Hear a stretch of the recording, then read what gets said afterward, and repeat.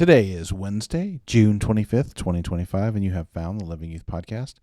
My name is John Robinson. I'm here with my podcast co-host, Mr. Wallace Smith. Mr. Smith, are you finally going to take a little bit of personal time? I am actually. I'm taking a couple of days off. We're going to be speaking out of town this weekend, and so we're going to take off a little PTO, little vacation time that I need to be using more for the sake of my wife and our marriage. Kind of tying in today's topic a little bit, but yes, we are. And as a result, with the telecast today and other things, I have put us in a time crunch. So we're recording on a Wednesday late in the afternoon. Mr. Robinson, I sure appreciate your flexibility. Thank you. You're a flexible guy. I try to be.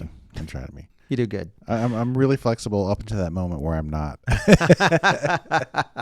Okay. That's most of us. So very interesting. You and I at times have very similar interests in our topics. And when you floated this one to me, I liked it, the idea. I love it when we get to talk about like close to home, families and marriages. Tell our audience a little bit about what we're going to talk about today. I will. It's kind of random, but essentially within a span of, a couple of days or so, I came across a couple of what I thought were very good quotes about marriage on social media. And I thought, hey, let's grab those and talk about them. So today we're talking about 2 quotes about marriage.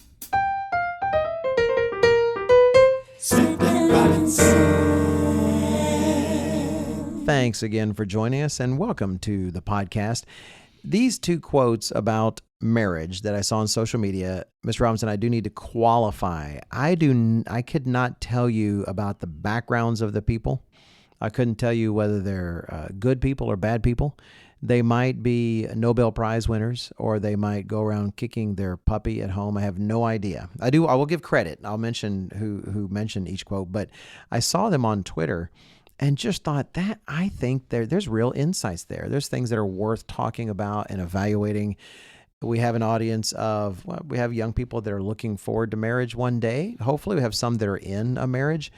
And the attitudes in our culture are so upside down and they're so scrambled and people are missing the larger picture. And part of that's, I'm not even trying to, Mr. Robinson, I'm not even trying to blame, say, a young culture, quote unquote. I would say Western civilization itself has an attitude about marriage that is just not quite right, focusing on the romance, focusing on all these things. And sometimes you just need a larger picture. And these 2 comments on social media just got my attention in that regard. Yeah, I know. I thought the same thing when you shared them with me, because I've listened to several influential people kind of in this realm, and a couple of them kind of lament the idea. One of them calls it big romance, and then the idea of what a marriage should be is far more romantic. And you and I are certainly not anti-romantics in any way. No, I'm sure our wives would agree with us. Super romantic. I might have to recover from that. But the point is, it's also an important strategic partnership. Like you are joined together because each of you brings something different that the other needs, and it's the way God built it to raise proper families. There's a larger picture. Yeah. So let's go ahead and jump into the quotes. And the first one is from someone named Paula Rainey. Again, I do not know who that is, but she said the following: "Your spouse is the one who will sit beside you when your parents die, who will hold your hand." She has a question now. "Who will hold your hand through childbirth? Who might have to bathe you if you're too sick to stand? This isn't just about butterflies or date nights. It's about choosing someone who shows up in grief, in mess, in uncertainty. So no, I don't believe love alone is enough. Commitment, maturity, and the ability to endure life's ugly parts, that's what sustains a marriage. Because when life gets painfully real, romance won't carry your character. And the truth is, forever is only possible with someone who knows how to stay when it's hard to love." And I thought, man, what a great observation that was, and how that was put. The thought that I had is that when it comes to, say, Western civilization in general and America, and I love that phrase, big romance. It's for those who maybe are less familiar with it, it's like when they talk about the tobacco industry, big tobacco, or what are the other ones? There's big, do they say big fast food? I don't know. Big pharma. Yeah, big Big pharma oil. for medicine. That's right. Well, big romance. It's definitely a money making thing out there to sell romance. It's, look at the not hypothetical. I would say the stereotypical Hallmark card kind of movies, right? The Hallmark Channel movies, where it's all about big romance. When the fact is, marriage is so much more profound than that. It's like we have an addiction to romance that as a result is causing many people to miss out on marriage and the larger thing that marriage actually is. We are really wired by God, the way he made the men and the women in our biologies to have strong feelings when we meet somebody, when we're younger. It doesn't have to be younger, but that typical marriage age. And those feelings are real. I mean, we understand biologically that's real and that's going on, but that also fades over time. And then kind of in this world, it seems like, if you have this big romantic feeling and after 5, 6, 7 years, the feeling's gone. And so then the conclusion seems to be, well, you'll just move on and find the next. Move on to somebody else. Yeah. So, but you're right, and I'm very thankful now. I've never been the most forward thinking person. Like, I don't think way off in the distance. My sister asked me one time, what I thought the future was, and I was like, I don't know, like I guess about 6 weeks, which seemed like pretty far out to me. And she almost fell out of her chair because to her that was insane. That was the near future, 5 years, 10 years, maybe even a 20-year plan. And so my point is, I did not go into my marriage with like long-term plans about how it was going to work out and all this these would be phases. A great 6 weeks. This marriage thing is going to be nice.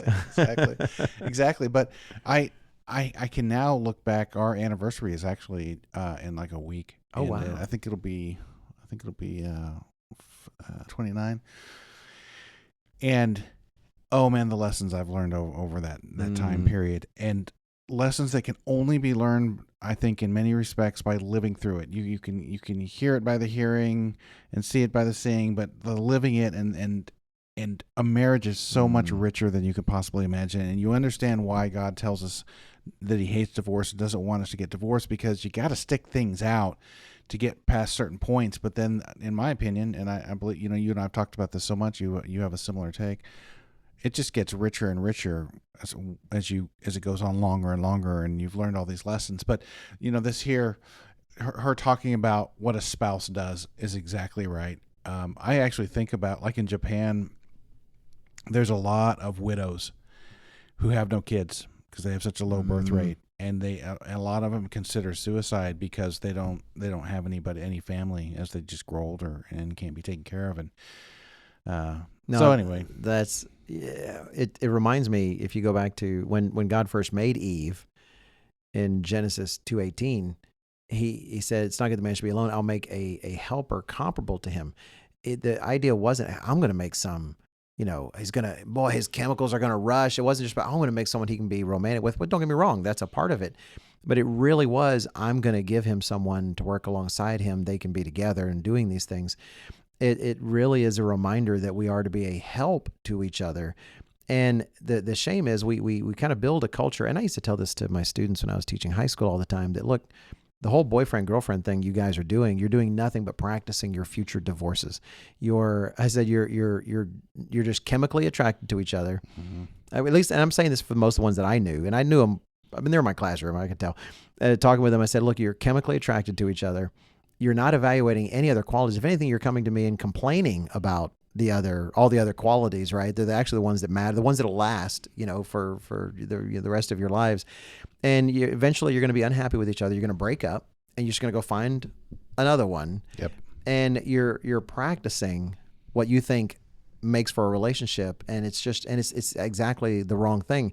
That's why we do, among the many reasons we do marital counseling and pre-engagement counseling in the Living Church of God, is we want to try to help couples understand that marriage is based on very large things, and chemistry is fantastic. But just like this woman is saying in this post, it's not the chemistry that carries you through those times. There's a reason it is a marriage vow, and you are making a covenant before God, because life does get ugly. In fact, it's good to know that it is a covenant. I want to turn to Malachi real quickly, because I like that God uses the word covenant in that regard in Malachi chapter 2. In Malachi chapter 2, when God is really talking about his irritation with the people and the things that they were doing wrong and backwards, and he says in Malachi 2:13, brings this, not the first thing he's brought up. He says, Malachi 2:13, and this is the second thing you do. You cover the altar of the eternal with tears, with weeping and crying, so he does not regard the offering anymore, nor receive it with goodwill from your hands. And so he's clearly upset. He's not accepting their offering. He is really irritated with the people. And so in verse 24, it says, yet you say, for what reason? Why are you so upset with us, God? Well, it says, because the Lord has been witness between you and the wife of your youth, with whom you have dealt treacherously, yet she is your companion and your wife by covenant. God doesn't just have you make a vow about things that he knows are going to be easy your whole life. I mean, it's not like God doesn't need me to take a vow to say, well, you know what? I'm going to make sure I eat a good meal at least once a day, unless you ask me to fast or I do a fast or something, because I'm just going to do that. But marriage, it is a vow. It is meant to tie two people together, because there will be difficult things in their individual lives.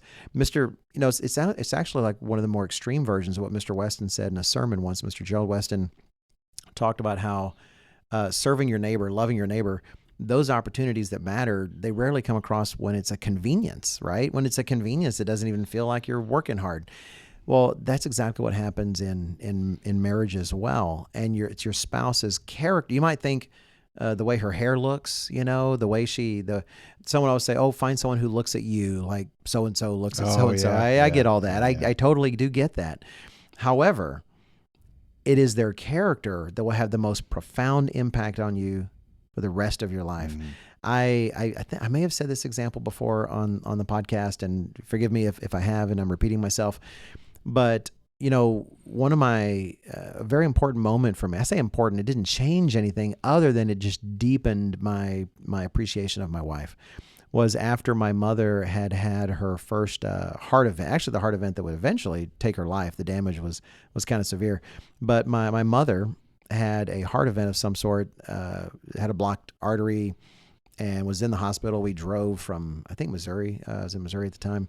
Drove to Texas to be there in the hospital. And so while we're in the hospital, I'm outside. My wife is outside. My sister's there.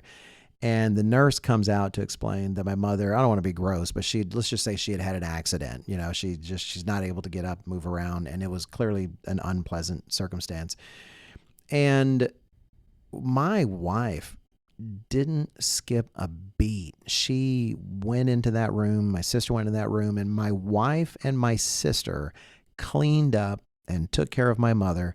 Would I have been willing to do it? Of course I would, right? But my mom would probably already be humiliated, already feeling, embarrassed about it all. Right. And I thought to myself, as the minutes ticked away and my wife is in that hospital room caring for my mother, the woman who birthed me, who reared me and who loved me and took care of me. And I thought, in this moment, it's like my choice of a spouse actually is serving my mother, in this. And anyway, they're all done. She came out, and I just thought, wow, I picked a good one. I look at me, look at, like, I'm patting myself on the back, but I appreciate that so much. And that's not the times you're thinking of when you're not thinking of heart attacks in your family or dealing with cancer and who's going to be the person who's doing the difficult jobs or the disgusting jobs. You're not thinking of those things. And this woman's quote just impressed upon me that those are the things we need to think of. All of our audience, when you're evaluating marriage, don't just look at the hunky guys that are getting your attention. Don't just look at the really beautiful gals. Be evaluating the inside of these people, because in the end, all the outside stuff changes. It can even change in a moment in terrible things. But it's the inside stuff that is actually what's going to matter the most. Right. No, and that kind of thing is priceless. What your wife did for you, for your mother, is priceless. Like, I know that technically you could pay a healthcare provider to come in and do some of that stuff, but when it's family, it just has a deeper meaning, and there's a commitment to it. My wife had to care for her mom, her and her sisters, last year when we came back from the feast, and I just locked in to support her whatever she needed, and took care of the house while she was gone, and like, don't worry about this, me and my daughter will take care of it. And you're right, it's only after you've been married for a few years and life starts to get real, Right. because the big romance will fade. It doesn't mean you cannot continue. I want to stress that. Oh yeah. There can continue to be romantic feelings and all that. And you should work to continue to date. You should do those things. You should take time for each other. Yeah, but it's not the same, and it's not meant to be. In fact, I would say if your relationship stayed completely in that state, I would wonder why you're not maturing and growing and discovering other things. Yeah, right. Yeah. This reminds me. I really want to mention this. I don't know when the best time to do it is, and I hope that my stream of conscious thought riff is gonna work here. I'm excited. I have my finger on the delete button right now, Mr. Robinson. Mute.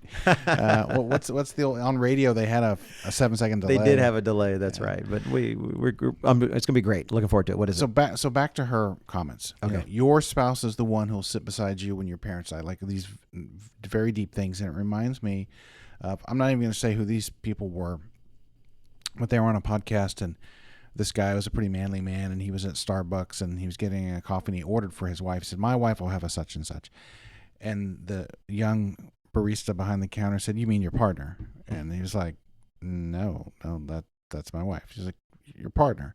Thought he should use the term partner. Yeah, it's like he's correcting the guy. How ridiculous. And I really remember thinking about that for some time, because, like, your spouse is a partner of sorts, right? So I don't want to dismiss that. But the way the world means it, the way the world uses it, like, and it's not as common as it used to be, but I still see people. I've seen married couples on YouTube refer to their spouse as their partner, as in, well, we don't want to be exclusive, we want to be inclusive, and a partner. There's many different partners you can have, and it just cheapens what your spouse is to you by just saying a partner, or to be in that way.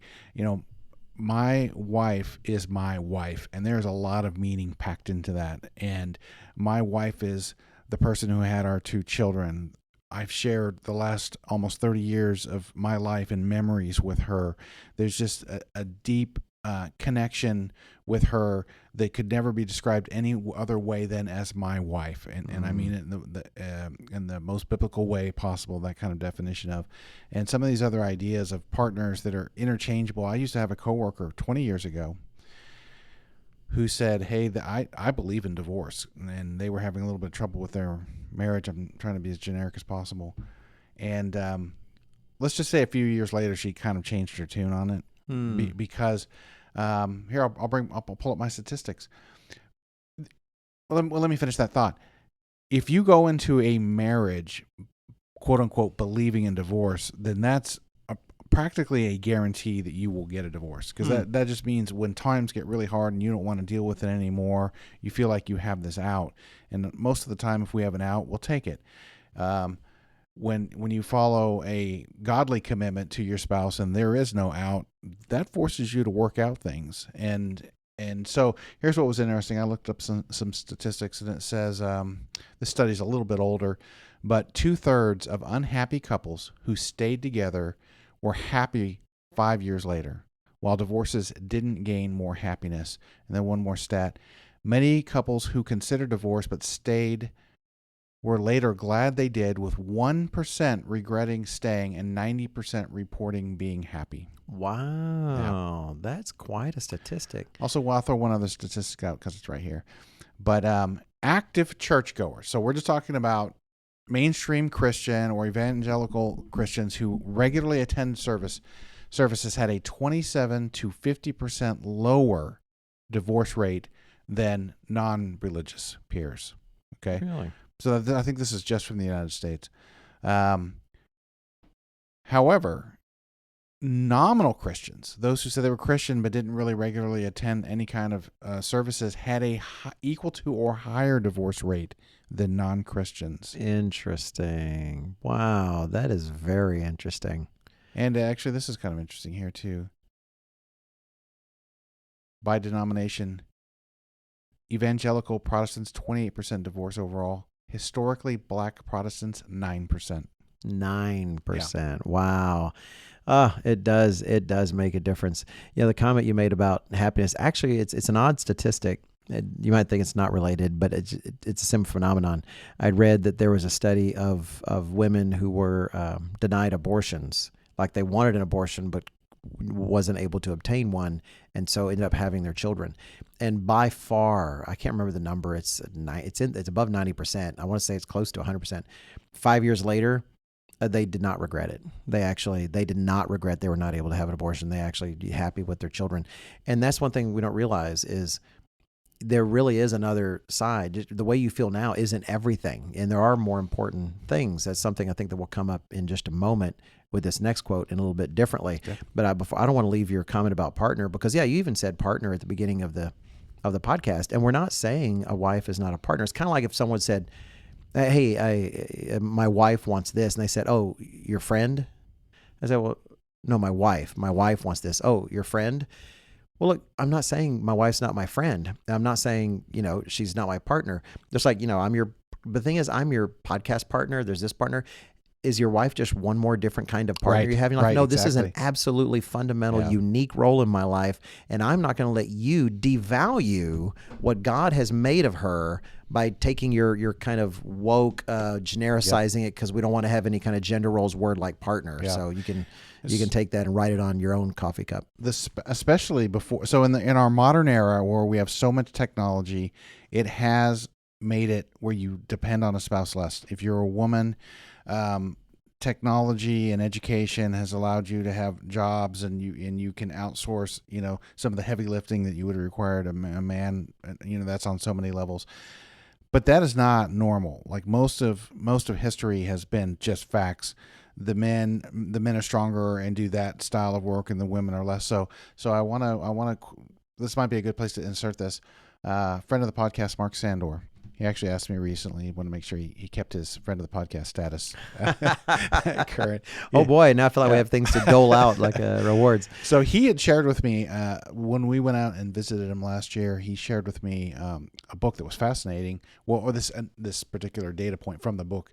It's called The Oregon Trail: A New American Journey by Rinker Buck. Okay, and here is an explanation it's just a short excerpt from the book. And it talks about, in this section, it's talking about just how long the Oregon Trail was. So these are people in the eastern United States, and they are traveling by covered wagon and in horses way across the United States. It's a very, very long journey to get out to Oregon and then in adjacent areas. And there was a trail called the Oregon Trail. So not just a popular video game, but a real life scenario. Oh, it was real. And I think every so often when I travel around the United States, and we're not unique. I mean, Europe's the same way, but I've traveled between North Carolina and Texas so many times, and I take for granted that I just drive right over the Mississippi River every single time. Could you imagine if there was not a bridge to get over the Mississippi? You would dread that part of the journey every single time. You'd have to get onto a barge and have them like wheel you over, or anyway, it would be the event. It would dominate, right?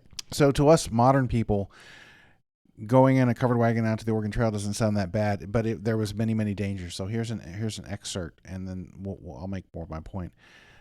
It says many more immigrants were dispatched by shooting accidents and wagon crashes than were killed by Indians, and the river crossings were often treacherous in the spring, costing many pioneers their lives. But by the fall, families regrouped. At major stopovers like Soda Springs in Idaho and Farewell Bend in eastern Oregon, the long wagon trains paused while partners widowed by the rivers remarried, and the festivals often lasted for 3 or 4 days. So one of the points that I'm trying to make out of this is having a spouse was so integral to your life your new life out there, well, any life, of course, but your new life on the Oregon Trail, that people would stop, they'd gather together. If you'd lost a husband or if you'd lost a wife, they would meet, and they would get married in weeks or months at most, Wow. and quickly remarry because you needed a spouse. Wow. There's some anecdotal stories that I won't go through, but there was a survival issue. It was having a helpmeet. Yeah. So another excerpt here was practical needs such as caring for children, cooking, defending against threats made quick remarriage not just socially acceptable but often essential. So how integral and important is having a spouse? Well, people quickly remarried when they lost them on this arduous journey. What you just said, I think, blends really well into the second quote. And the second quote, I don't know, I'm assuming the fellow's name is M.A. Franklin, like those are his initials. And I think this is like a personal thing he does. I don't think he's a pastor. I think he's got some kind of ministry. I know his blog handle is Foundation Father, or actually it's Foundation Dads. He tends to, I've seen him before focus on things about fatherhood, but he does talk more broadly. He's talked about what fathers should share with their sons, they should share with their daughters, and generally it's pretty interesting information. And in this case, his I think is really solid. He's just very plain in this statement. He says, respect your vows, work it out, do not forsake the wife of your youth, do not intentionally handicap your children. The point of marriage is not to make you happy. It is an ancient institution more important than your emotions, and you disrespect it at your peril. And there's so much there. I think his capstone is fantastic. I'd love to just talk about that, but I want to talk about several other things. When he talks about it being an ancient institution more important than your emotions, but just going to the top, when he says respect your vows. A long time ago, Mr. Weston taught that while Dr. Meredith was alive, he taught that focusing on fun and entertainment in the wedding ceremony was a mistake. They even had a video. They showed one feast. Actually, it was a year we didn't have a kind of a behind the work video like normal, and we showed that, and we thought, hey, let's start doing behind the work videos a little differently. But at the same time, I'm glad everyone got to see that video from Mr. Weston, because there's this tendency in the world to not treat wedding ceremonies something significant. It's more about the event. Let's all jump out of an airplane, or let's do this, or let's do that, or it's about the destination, but not the actual event. When you actually think of what's going on in a wedding, it's literally, in a sense, if a miracle is defined by God's intervention in the world, then in a sense it's a miracle. In that sense, it's a miracle, because God is literally acting in a marriage. And when a wedding takes place, in fact, don't take my word for it, Mr. Robinson. Let's look and see what the Bible says. If you look in Matthew chapter 19 and verse 6, in Matthew 19 and verse 6, Jesus Christ himself says, when it comes to marriage, it says, so then they are no longer two, but one flesh. Therefore, what God has joined together, let not man separate. I know when I'm performing a wedding, and we're doing the thing where we lay the hands on, they join hands, and usually you join their hands, and your hands are on them. It's a laying on of hands. I realize that at that moment, God is making this marriage. God is sealing these two people, and he is considering them married, if you will, in the registers in heaven. And this idea that is a vow that the two of you, you're, in a sense, you're not even agreeing with each other. You're agreeing with God. You're actually committing to God that you're going to treat this seriously.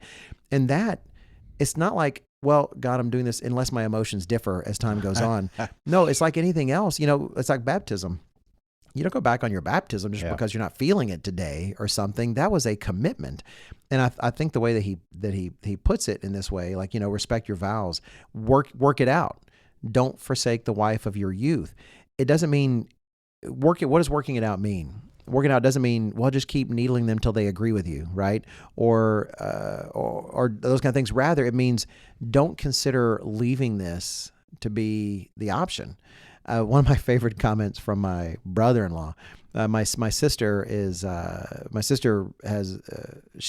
was married before. My sister is not in the church. Love her very much. Has a second husband. and I dearly love him, love them both. And early, I think it was kind of early in their marriage, they were having a fight of some sort, having a disagreement. And the way they describe it was getting kind of heated. And honestly, I truly believe she needed to hear exactly what he said, because they didn't know how it was going to work out. They didn't know the resolution. They didn't know what to do. And he just turned around and he said, I want to say my sister's name. I should be able to say it, but I don't know. I'm not going to say it. But he just told her, he said, look, I'm not leaving you. You're not leaving me. So I don't know how it's all going to work out, but it's going to work out. That's all he knew, and I think that's really honestly what she needed. It's like, this guy, he's in it. This is it. He may not know how this argument's going to work out. He may not know exactly how they're going to solve them, but the one thing he knew was they are in it together. They are never separating. They're never divorcing. This is it. Yeah. And I just hearing the stories, the four of us were talking about it. My wife was there too. It just put such a big smile on my face, because that's not the attitude that is being bred into people about marriage anymore. The idea is that, well, no, if this person really isn't fulfilling your needs, you just might need to go someplace else. Which is so selfish. When you really think through it, that is a very selfish thought to have. Boy, you made several good points that I want to briefly comment on. First of all, basically what he said, the power of, I'm not leaving you no matter what, and the other person, even if they're mad at you, just think how comforting that is. Right. Yeah, we're having this difficulty. We're not sure how we're going to work out, but here's one thing I do know is I'm not leaving you no matter what. And that's such a powerful thing. We haven't mentioned him in a long time, but Jordan Peterson talks about that, where he says that how I think he's the one that points out how easy is it to be honest with your spouse, right, when you don't know that you're committed. Afraid they'll leave. You're afraid they're going to leave in case you say the wrong thing. They have to know that you're in it for good for you to actually just want to be completely open. Yeah, no, he elaborates on that a little bit, and he says, he goes on to say, if you're not leaving no matter what, then you can either keep having the same battle or argument or fight day in and day out, or one day you're like, hey, why don't we maybe resolve this? Why don't we actually fix it? Yeah. And I could say, I mean, I've definitely been through that with my spouse. I don't know. How do you put the boundaries on things like this? Never anything super extreme, but just like every so often, there's like finances. We've always had a very different approach on finances. So y'all kind of think differently in that world. We can get contentious, but one thing we know is we'll do our best to work through it. The other thing you said that I love, that's easy to overlook, especially in our modern lives, I think it's worse now than ever, the idea of respecting your vows. Because think about it, all of us in our lives, if you get married, when did we ever invite all of our family and all of our friends to publicly witness us making a commitment to another person in the presence of God, and our vows are also to God, making vows to our spouse, but God is there witnessing it and combining us into marriage, as you mentioned earlier. There's nothing else in our life that we do like that other than baptism and the laying on of hands. But Mr. Robinson, that's such a great point, because it's easy to think, we tend to think of the people that come to a marriage are there to celebrate it. And of course we do, because it's a happy occasion. We do celebrate. But really, fundamentally, what are they serving? They're serving as witnesses. It used to be understood that kind of like the Oregon Trail, the community needs marriages. We need families, and it wasn't necessarily in the past like a signature you sent off to the state government or something. The community was witness to this. No, I saw this man married this woman, and that's what they're there for, because why? It is an institution of societal and civilizational significance. And as a result, we make sure there are witnesses. We make sure that people understand this is the agreement. It's an agreement that the couple is going to be married, and they're representing a married couple, but it's also the community recognizing we need to treat these people differently now. We don't treat them as two individuals that are separate from. We treat them as a fundamental unit.